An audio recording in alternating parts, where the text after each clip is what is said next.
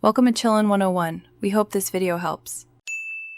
You start by deciding the single idea this video will teach. Keep it narrow. Once done, pick your capture.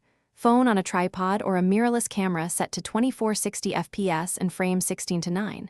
Make a 1-minute outline with a clear opening hook, 3 beats, and a call to action. This keeps you efficient. Then test audio with a lavalier or shotgun mic, check exposure, and record a short practice take to lock pacing and tone. You now move into assembly. Import clips and build the sequence: intro, core value, quick example, and CTA, targeting 60 to 180 seconds. Make tight cuts, remove filler words, and use J-cuts and L-cuts to smooth transitions.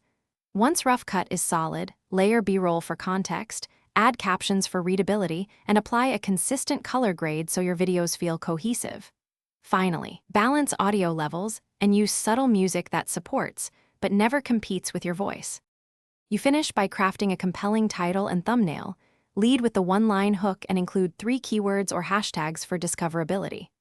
Once live, publish at a consistent time and engage viewers during the first 30 to 60 minutes to signal momentum.